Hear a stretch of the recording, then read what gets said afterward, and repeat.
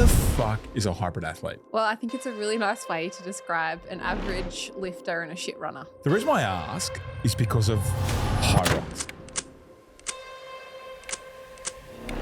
It's fucking everywhere. It's everywhere. And what does Hyrox even fucking stand for? In 2022, the revenue estimated for Hyrox was $19 million. In 2025, the projection is over $50 million. It's crazy. So if I'm a studio, would you be under a rock thinking that you can ignore this craze? I don't think it's necessarily about whether you ignore it or not. I think it's more about how you capitalize on it. Do you guys think Hyrox will ever be an Olympic sport? It could be, right? What could go wrong? What could go wrong? For me, what could go wrong is like... Is Hyrox the new CrossFit?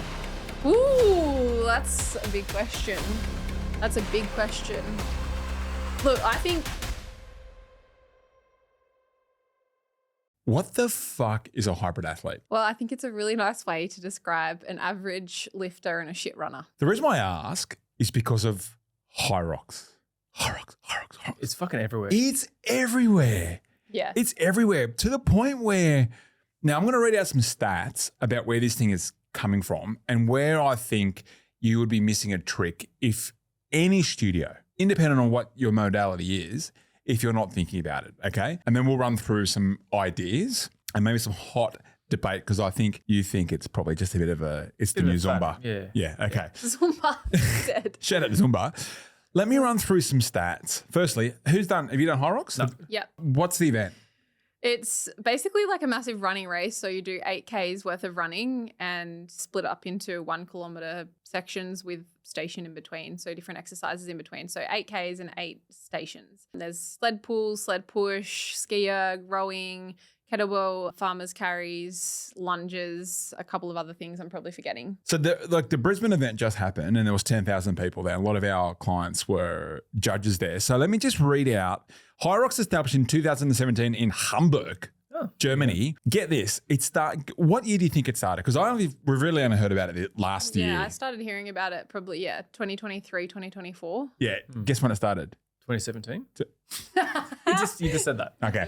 2017 with 650 participants. Now, what does Hyrox even fucking stand for? So 2017 with 650. In 2022, it had 10,000 in Brisbane like 5 minutes ago. 2024, there was 85 events with 500,000 participants. And the goal is in 2027, their goal is to reach 1 million participant annually across 170 events globally. Hyrox has created a subcategory in tourism now. It's called wellness tourism. You know, like people used to travel for the Boston Marathon or New York Marathon, whatever. Now it's a Hyrox. A lot of the international Hyrox events are sold out already. People, when we were a bit younger, used to do Kentucky's. Now they're doing the Paris Hyrox and putting a fucking, a trip on either side of it. Yeah. Would you do that? I've done that. Okay, calm down. So it's the thing. Like, it's actually such a good way to do it. So in 2022, the revenue estimated for Hyrox was $19 million. In 2025, the projection is over $50 million. It's crazy. So if I'm a studio, obviously the functional stuff makes sense. If you're a strength-based gym, if you're a functional-based gym, or if you're a franchise-based gym, obviously it makes sense to do something to do with Hyrox. We'll make a call in a second to someone who's doing that really, really well. But yoga, Pilates, and those guys, like, would you be under a rock thinking that you can ignore this craze? I don't think it's necessarily about whether you ignore it or not. I think it's more about how you capitalize on it. It's not talking about for a yoga studio becoming now Hyrox specific. And it's not really talking about whether a yoga person will do Hyrox. It's more about whether a Hyrox person will do yoga in order to become a more well-rounded athlete who can move well, feel well, and is really primed to be able to do all of the functional movements and running involved with training for a Hyrox. And that goes hand in hand with like this craze for running in general, which a lot of people are now doing these half marathons, full marathons. That also comes with people traveling for them. And it takes a toll on the body. So yeah, there's definitely a movement towards people needing that. I think that's a real opportunity for the wellness spaces. Surely like it's just like a young person's thing. Like if you're 25 years old and you're fit, like you do Hyrox, like I don't think it's... No, dude, like I did the Melbourne one last year, and what I loved about it, I was feeling really nervous and anxious to do it. It was like crazy. I actually was thinking like, am I going to be like one of the most unfit people here? What is the go? And I just felt like immediately at ease as I walked in there, just seeing the range and the diversity there of people and different fitness levels, different ages, different body sizes. That's not something that I've ever seen before in fitness events. Is that right? Yes. Like I've also done some CrossFit competitions, and like usually like fucking weapons, like, and we love them. But I think it's a much more entry level way for people to get into a fun fitness event and do it at their own pace. Well, I'll have you know, Hyrox's official FAQ mentions that their oldest participant was 77 years old, completing the race with a smile. Yeah. Now they've got a category of age groups up to 85 to 89 years. It's amazing. That's nuts. So is Hyrox the new CrossFit? That's a big question. Look, I think CrossFit has done an incredible job with their like CrossFit Open and turning it into a real like community rather than that's how you got started, right? You went, there's something here with group fitness and community. I do think it's a little bit less accessible to Gen Pop because it's Olympic lifting, right? Like it's big movements, it's gymnastics. CrossFit? Yeah, like they're really complex movements, and it does have a little bit of a rap of like these like beasts with their shirts off and these egos. And I've done CrossFit and I loved it. But Sophie from, you know, start a fitness journey versus the Sophie that went to CrossFit, very different. Whereas I do think that Hyrox is a really great way for, once again, like anyone can do that. I think it's a little bit less intimidating than CrossFit. So I don't think it's like one versus the other. I think they're just different categories now, and it's really positioned it in that way. Do you think hybrid is like setting a new training standard? Like, is it the same member that wants to be a hybrid athlete now, or do you think it's a different member? What I think Hyrox is doing is it's giving members a goal. Like, so you might be in an F45 or a BFT. It's like, okay, great, you can do all the sessions, but like, what are you doing it for apart from maybe just keeping your belt size down or being healthy? I think Hyrox is accidentally given these networks and these franchises and these independents a real good reason for the members to diet their training and like train for something, not just to do a challenge into another challenge. Yeah, I can add to that. Ryan was on a coaching call the other day. He was talking about how members who had wanted to quit because they wanted to try something different and had kind of, you know, I've outgrown this. He sat them down and he reset their goals. All right, what are we doing then? Like, and then got them involved in Hyrox, and they've, I don't know if I can say this, but he said it, like they've outlasted him at that studio now. Like he's gone, they're still there. They wanted to quit. And personally, having something to achieve that is not just necessarily like work, so in your personal life, is a game changer. It gives you something that's not just about your body and how you look to train towards.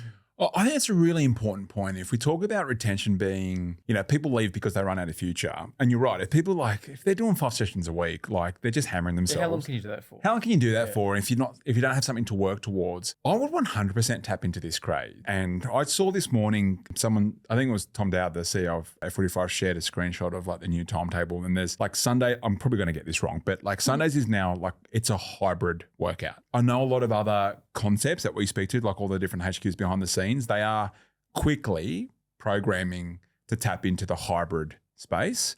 As recent as last year, these run clubs came out of nowhere, but it was almost like I'm gonna pause the gym because I'm gonna do running. Do you remember we used to get those? I'm gonna pause because I want to do more running because like the weather seems a bit nicer.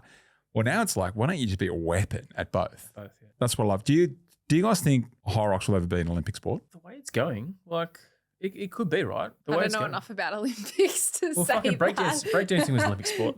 Shout out to, what's the face? Ray Gun. I'm going to call Val from BFT because I know they do some innovative stuff around Hyrox. Let's see if he's available. Big boy, have I got you? With Hyrox and things like that, what do you think of the rise of Hyrox in the hybrid athlete? Good question. I think the whole kind of Hyrox and hybrid athlete thing came with COVID, when a lot of people kind of got into running, and then when the doors opened back up again, people didn't really want to stop running. Yeah. They also didn't want to give up their strength training. Yeah, I think this is kind of where the hybrid athlete was born in Australia, because people understand the importance of strength training, not just to boost their running performance, but also increase longevity. And I guess the whole part of getting into the gym for the feeling of belonging and being part of the community. And then I would probably say Hyrox came in at the perfect time. Yeah. In Australia, at least, and bringing people together in a very inclusive and accessible way given everyday athletes a really low barrier of entry to participate in some form of functional training competition. Yeah. And there wasn't really anything out there that kind of filled that void where people really just compete against themselves with very low pressure, unless, I guess, you're part of the top 1%, which I certainly am not. Yes, you are. Not yet, and probably will never be, but we'll see. Is it affecting your business decisions? Like, do you think it's something that all studio owners should kind of lean into, or is it a bit more of a fad? That's the debate we're having at the moment. Yeah, I don't think it's a fad, to be honest. I think it's here to stay, but I would probably say it's really important you actually understand what your community wants and needs and what resonates with your members. If it resonates with them, absolutely lean into it and give them the opportunity to compete. But, I mean, if you're far away from it and people are not actually interested in it, I don't just would jump on board just because of the sake of it or everyone else does it around you. I think it really comes down to if it speaks to your members, but survey your members, see if they're keen. Okay, so survey, see if they're keen. How have you integrated it across your studios? We had quite a keen interest actually from our members. We're lucky enough we have a few studios, so we can kind of trial it at one studio and give everyone the opportunity to come together and train there. There was quite a huge demand for it. And we have members traveling all over Asia Pacific just to chase the next Hyrox challenge. Fuck. Yeah, so we're just kind of part of the reason we have integrated where we could without moving away from our core product and kind of offer like 10-week Hyrox training blocks leading up to some of the major races in Australia as well. Okay, so up to major races, you do 10-week training blocks, yeah? That's correct, yeah. Do you find that pulls people out of the market into your studios, or is it mainly for your current members? Look, we would probably love to attract a few more members to kind of jump on board with it. However, we haven't really put a huge emphasis on marketing it, and it's more of a retention tool or kind of an engagement tool to get people excited about something new and fresh and kind of set new goals. I think it's really, really useful for those people that actually like are interested in some friendly competition that it speaks to. But it hasn't been a huge acquisition tool, which I guess could come down to us not actually. I reckon that's an opportunity. Dude. Thanks, mate. I've got to bounce. I think you're a laser, mate. Bye. So we've got a client that does a 2-time-a-week membership that people from across the other side of the river come over to her studios and they do Saturday and Sunday Hyrox training leading up to an event. So they're still members at other gyms, but those gyms aren't doing anything. So they come and pay her $45 a week. Get out just for the 2 days. For the chance to come to these 2 weekend classes, which is like TVs are off and it's just a vibe. Like everyone just meets each other and it's like a sub community within the broader community. And this is where I want people to start thinking about is like the rise of the hybrid athlete is also the rise of the hybrid model. There could be an opportunity for people to think outside the box of how I can actually tap into, there's a wave that's already here. You don't need to create the demand for it. There's a fucking demand for it. They want 1 million participants by like 2 years' time. That's a lot of people. I think there's 2 opportunities. I think there's obviously giving your current members something to work towards. When's the next event? I don't know. Is it? Well, the tickets in Sydney go on sale in a couple of weeks. Are you going to do it? I think I'm going to do it. Should we do it? Yeah. I mean you guys, because obviously got the broken shoulder. We should put a Geronimo team together. That'll be fun. Yeah. Sydney. So, I think absolutely engaging your current members that you've got, give them something to work towards. Not just local ones, like not just the ones that are in your city. Yeah, get groups Put together a travel team or a rep team. Yeah. Literally walk across to the flight center across the road and like work out a package with them. Could you imagine how cool that'd be? And back to something you've already mentioned about organic content pillars and like being part of something fun, just being part of a community that does cool shit like this. Yeah. That's definitely an opportunity, right? So for your current members, you gonna say something? Yeah, I'll just add to that because you mentioned around like $45 a week extra membership. That's the reason why I got my second gym membership in the first place. It was because we were looking for another place to go. Gym membership. Did you hear Why'd that? you get the third one? The second gym membership, we tried multiple different gyms because the one we were at wasn't offering anything Hyrox specific and we needed the opportunity to train extra, especially the specific movements and format to prepare for their first Hyrox doubles. Had no fucking idea what we were doing. So yeah, anyway, that's why my membership rate then effectively doubled for how much I was paying for gym, but it was worth it to me because I could access all of that plus get some recovery stuff. So why didn't you cancel the first one when you went to the Hyrox gym? Well, I liked the fact that it was still building up my aerobic capacity and I liked the community there. So I that was where I went and basically hung out with my friends every day. And it's why, I have changed ever since, because I wanted a bit more of an evolution of the programming. It's the same reason why I still to this day have 2 gym memberships. Like I do a couple of sessions here, a couple of sessions there, and I do the recovery. And I think that's kind of like this holy trinity that we're talking about of the hybrid athlete, that there's also running you've got to fit into that if you're really practicing for a race or an event. Yeah, I think this is where we can bring the wellness people into this conversation. You don't have to actually like fit into being all of those 3 things, but if you offer at least one of them, there's definitely opportunity to market towards people who are looking for more recovery and wellness. I don't think this conversation is about like, you're an idiot if you're a yoga or a Pilates studio and you don't start putting like squat racks in there, like, doing a sled push. I think it's more about how you can get inside the brain of someone who's like, to be honest, body is fucking broken and they're probably not looking after it that well. We do have a couple of clients though that are Pilates and yoga studios that are bringing in some weight spaces. They've got like a little bit of extra room in their upstairs area or whatever, and they're looking at bringing some stuff in to have that option. Firstly, there's the retention and there's something for your peeps, your engagement piece. But secondly, if I'm a modality out there, it doesn't matter what it is, I'm definitely, we talk about in the big world of marketing for big businesses, like we know McDonald's, 70% of their budget is business as usual, right? It's Happy Meals, it's the Big Macs and all that sort of stuff. 70%. I would know, mate. I'm a hybrid athlete. No, I was same. going to say, I don't know how you know this. No, I've heard. And then 30% of it is like innovations and just like roll the dice and let's see what happens. And that's where kind of Monopoly came out of that part of it. Yeah. So if I'm business owner out there, it's like 70% of what I'm going to be doing is my bread and butter for my people, happy days, bringing in the same people that are buying at the moment. I wouldn't fuck with that. But I'd just carve out 30% of it and see what I can bring in. Yeah. That is like a little bit of hybrid themed stuff on the calendar and some offers around that, and a way that you can utilize your space that you already have in the dead times and just call it fucking hybrid or Hyrox and see what you can muster up. And you're right, particularly if I'm a recovery, like if it I'm doesn't just, need to be a squat rack. It could be a sauna, right? yeah, well, if I'm a sauna, if all I do is like sell saunas and ice baths or whatever, instead of it just being about Zen, I'd have it about like Performance. I'd have it exactly performance angle. Same as yoga and Pilates, instead of it just being about, the practice and the, what's it called? The chi. Namaste. Yeah. Yeah. It would be about performance. Yeah, but Hybrid. not even just that. You could get a little bit more niche to go like, all right, what are these people going to be coming in with like, ailment-wise? Like they've got tight hips, they've got tight glutes, they've got like all these different bits and pieces I've if got that they're from running work. a lot. And so you could put on specific sessions to help them to unlock new levels of performance and still feel great even though they're training really hard.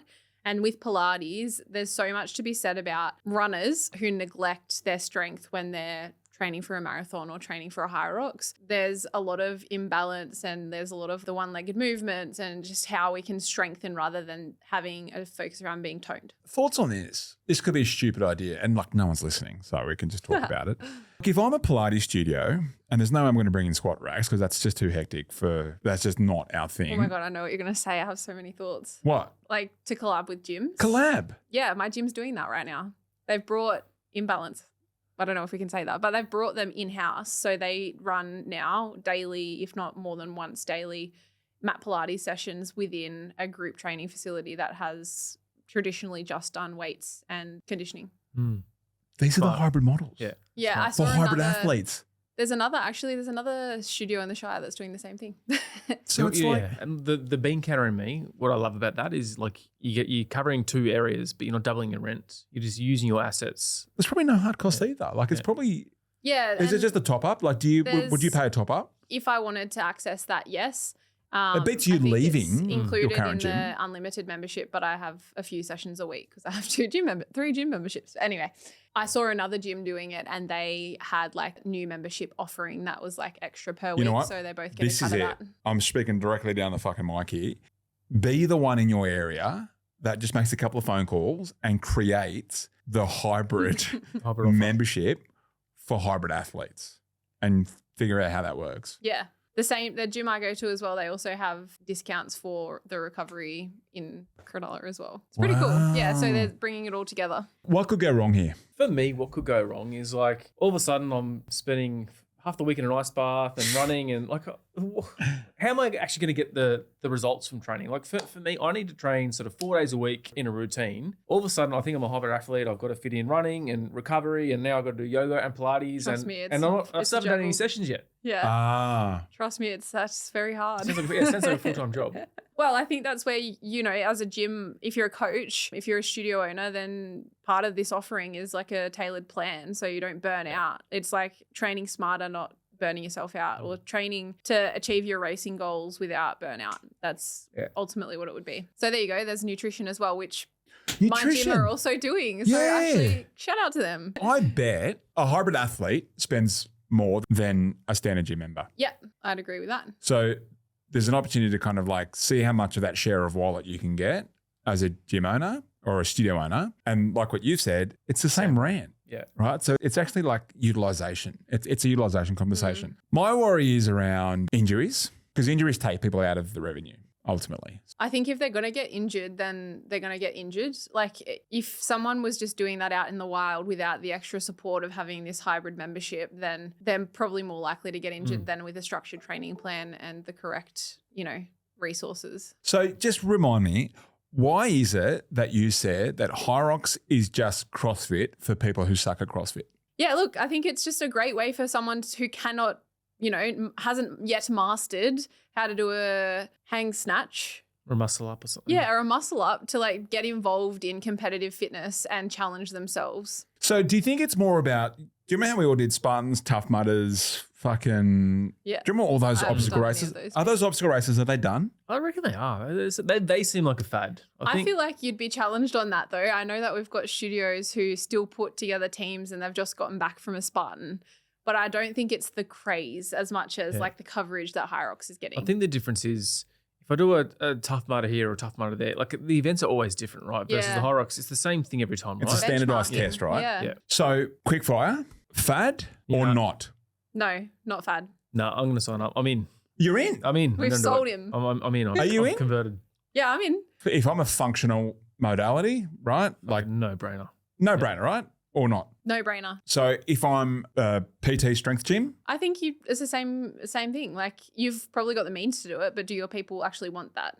Yeah. If you've got busy working yes or no? I think it depends. So I'm not going to give you a yes or a no. It's what their goals are. A lot of the PT studios are heavy on weight loss or specific muscle gain, and I don't think Hyrox is going to tick those boxes. So I'm going to say no. I'm saying yes. I'm saying yes. I reckon this splits into another trend, which is about people like myself, over 40s, male, like us, is more concerned about, I couldn't give a fuck how much I bench press. I really couldn't, right? That's my goal, actually. So I do. But I want to be hard to kill, right? So if I'm a strength-based gym, and certainly like PT, it's not just about, again, arbitrary, like let's see if we can get 150 on the bench. It's like, that's a warm-up, bro. So there's a guy that I follow on Instagram. His name is Dan Founder. That's his title, right? And he specializes in entrepreneurs, male, over 40s, for health, wellness, the whole thing. Not just shredding, but like overall wellness and longevity. So he's got 7 fitness tests every 40-year-old should be able to pass. So I'm going to hit you with this. Oh, shit. Okay. Now, and everyone listening, because we've got a lot of parents that are part of our program. Like gender is about 50-50 male-female split. That's a whole nother conversation. Anyway, so 7 fitness tests every 40-year-old should be able to pass as long as, like, as far into the future as you can. First thing is a 10-minute mile. Could you do a 10-minute mile? 10-minute mile. So what's that in Ks? What's that in minutes? It's like a 6:25 split. Yeah, you fucking ace that. Can you squat your own body weight? How many times? I don't know. Touch and go on that one. I struggle. Could your farmer carry your body weight for 2 minutes? Yes, that's fine. For 2 minutes, Yeah. walking? Yeah. Could you complete 5 unbroken pull-ups? Yeah, with a couple of bands on, yeah. No. Probably not. 3 or 4, I'd say I could do. 5 might be tight. Could you do the sit and raise test? So sit and raise, it's when you sort of, you sit stand up down, again? cross legs and you stand back up again. No, right? no, Without no, touching no, the ground. No, definitely not. So that's mobility and that's Yeah, like that's joint mobility. stuff, right? Could you complete 25 unbroken push-ups? Yes. Could you dead hang for 2 minutes, which is probably the same grip strength as the trap I bar? could probably do that. So that for me is what I'm more interested. Like, it's like, can we bench press? Yeah, fine. But can we do that? Because they're now finding this, I'm going on a bit of a tangent here, right? But they're now found a link between strength and longevity. So like grip strength and all that sort of stuff, that's all part of it. And they reckon it's because of visceral fat. visceral fat. So maybe not for this episode, but I reckon the reason why we're talking about this isn't just for shits and giggles around the water cooler. There's a couple of big trends that if I'm an owner in this world right now, in this industry, like I'm thinking about. The first one is the rise of the hybrid athlete. The second one is the rise of the hybrid business model. So maybe I don't have to just think about people that are within 5 kilometers or 3 miles of my radius. What if they're all around the world now, right? Back to content, building a vertical brand and all that sort of stuff. The third one is obviously AI. Have we done an episode on AI yet? We need to. Let's do an episode on AI, okay? Like you are living under a fucking rock on another planet if you're not touching AI at the moment, right? We'll show you how to do that. But the other one is longevity. People over 40s, people like us. Because of my medical history as well, I'm more interested about being hard to kill and being like a happy, healthy old man. Don't really care about, vanity numbers and things like that. But there's like longevity piece, and I'm talking about like blood tests. So what you're saying is yes to small group PT because you could really capitalize on a slant around this longevity and some of these fitness benchmarks. All I'm saying is if your strength, right, if you've got strength in your USP, strength got rated number 3 on the list of most popular kind of workouts last year. It was like yoga, Pilates, strength, right? Strength is now being linked to a lot of longevity, a lot of health markers, a lot of like, it's not just about like having massive guns like us, but like it's actually about longevity. There's a whole different reason for it now. So I would be fucking dialing that up big time, but not just about like powerlifting. It's more about longevity. And so like Hyrox, I think is part of this whole thing about being hard to kill. That's what I like about it. Even if I was Pilates or like yoga, I would definitely, if this is that way inclined. Now, if you're a traditionalist, then fuck, don't listen to me. I think part of this is like make the decision of whether or not this is going to be included in how you position yourself and your offering. But it's definitely an opportunity to get more clientele that wouldn't come just purely for Pilates or yoga. Yeah, I'll say it again. In 2017, there were 650 people that did this thing. In 2027, their aim is to reach 1 million people participating globally across 170 events around the world. The wave's already started. Yeah. Get on the fucking board and start paddling, I reckon. So the main takeaways for this particular episode is the rise of the hybrid athletes, the rise of the hybrid business model. All right, be the one in your area that make a couple of phone calls, put something together, or even for your current members, like in-source another provider so that they stay with you. The second part of it is I would, use that 30% of your marketing budget to like just try it out. See if you can bring in some hybrid, more performance-angled people into your business. And the third piece is join our Hyrox team because Betty's got to start one for the Sydney event. The next episode, I reckon we dive into AI. AI and then longevity in another one. Okay, great. See you then. Love yous. Bye. Bye. Well done, team. Thanks for tuning in to today's episode. If something resonated with you, then do one of 2 things. Either leave a review or send this episode to a mate who's in the industry who might need to hear this. But if you want more right now, because your head might be spinning and you're like, all right, what the hell do I do right now? Then in the show notes, you'll find a link to where you can book in for a free 15-minute checkup on your studio, where we get to have a look at how you're going right now and where some of the kind of quick win opportunities are to get you moving faster. I can't wait to be back in your ears next week. And if you're listening to this right now, I want you to know that I love you, I appreciate you, I'm grateful for you, and I'm in your corner. You are on the right track and I believe in you. So keep going, and I'll see you next week.